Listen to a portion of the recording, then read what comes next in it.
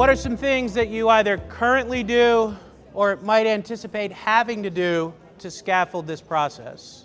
You would need to do it as a small group first or as a whole class lesson to show them how the process works. You couldn't just say, okay, we're going to do this today, go for it. You would have to show them exactly step by step what's going to happen at each stage. Yes. You know, you couldn't just give it to them. And in fact, it's as simple as, where do you find information about the author? They've done some studies where kids have looked at documents and they completely ignore the date in the author. They just go right to the text. So breaking each component down to make sure that you've taught it, just like you would do in math, you break each operations that numbers engage in down into smaller pieces so that they understand them and you move forward. One of the things that I'll add to that is the power of video, and I learned this from a mentor. I kept complaining, my students don't understand what it means to be in a small group and have a discussion. It never goes well. And she said, at the end of this year, tape a group doing it correctly, just for like 3 or 4 minutes. And the next year, before they do group work, show it to them and say, what did these folks do well? And it was amazing. They saw, their peers from the next grade up, and it was like real, and they saw them doing it, and it made such a huge difference.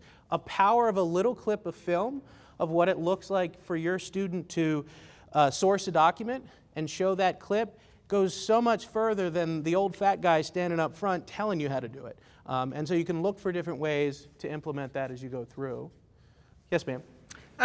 I thought where you had 6 sources that you were looking at, if that same question, overarching question, were used and kids were introduced to one document and they form a tentative opinion based on that one, then possibly you could introduce the other one and say, okay, now that we have a little more information, do we need to adjust our thinking and just gradually introduce all 6 one by one so that kids are in the process of looking at a document and thinking deeply about the ideas there, and they could look, hey, this you've used the process. Yes. You've looked at 6. And you have to break it down that small. You have to start with one document and get kids to realize, what it is that they're drawing information from, what the limitations might be, what the strengths are. And you'd be amazed, as bright as they are, when kids get 2 documents that say 2 different things about the same event, there's kind of this intellectual step back. Well, what do you mean? And the title of my book really comes from that, of kids raising their hand and saying, well, why won't you just tell us the answer? And of course, the process is getting to those answers. So breaking it down into pieces. You had?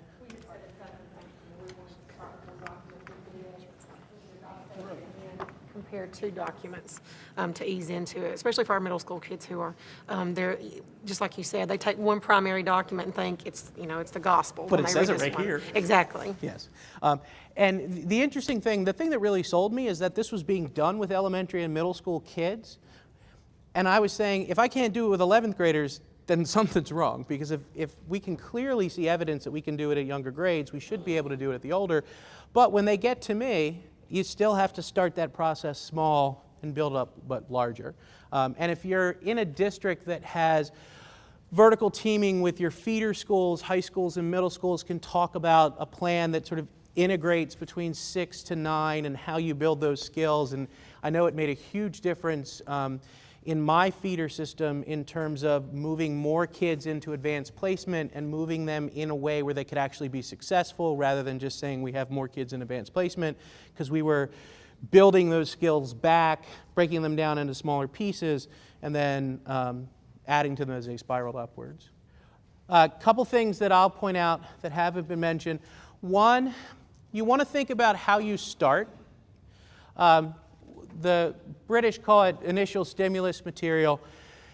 What you do to start the investigation is key. How you sort of whet their appetite, but you don't want to give them all the information. You want them to have enough information to have a good, firm understanding, but then be able to dive deeply. And what we have a tendency to do in our discipline is tell the kids everything we think they need to know because they can't think about anything until they know everything. But then we run out of time to have them think because we've got to move on to the next set of things that they have to know. And so you have to ask some critical questions about how you start setting the context. And so when you set that frame of reference, make sure that you set the frame of reference so that it's connected to the inquiry. You could tell all sorts of cool stories about the Panama Canal. And some of them might be interesting, and many of them might involve mosquitoes, but it may not be central information that they need to dive deeply into the investigation. And so you have to ask some critical questions about how you set that context. Also keep in mind when you pick your sources, not all sources are useful, depending upon the question that you have. And that central question should really drive the choice that you make. And I'll come back to the archivist analogy that I made. Archivists do not bring you the archives. You tell them what you're interested in researching, and they make very choice selections about what they bring you. And they're only going to bring things that are central to the question that you're looking at.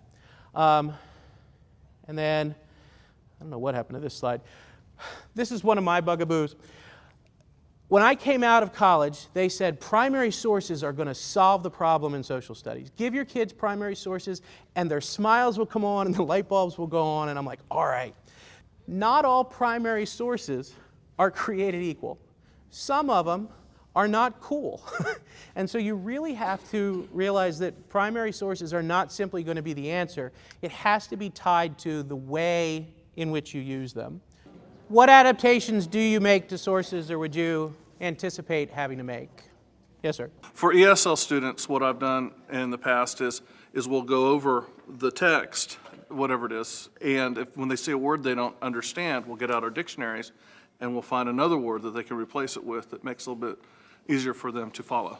And so that's what I would do with my lower level students. You can do that with English speakers too that don't know what heuristics means or syncretism. You can do the same thing, but to keep it true to form, but understandable and knowable.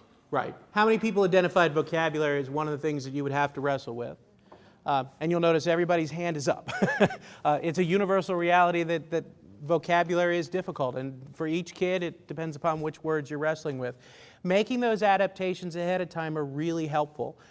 In some instances you can, if everybody's reading a common document, just have sort of an overarching cheat sheet up front that kids can refer back to when they pop to the word.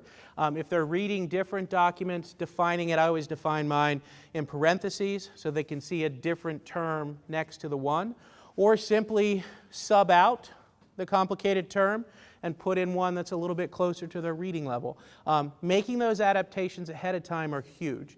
And I would argue outside of grading, those adaptations to resources that we use in the classroom probably eats up most of my time, grading being the largest amount. But vocabulary is key. What else would you anticipate needing to do? Like you did at the top, we would have to put some kind of background to ensure that they know what we're talking about. And that's really essential. If the students don't have access to information about the author and the time period, they're not going to know it instinctively, and they're not going to go look for it. And so providing that information is really, really key, and it helps to open up the document. And then, of course, teaching them to habitually start there and introduce themselves to the author is very, very important.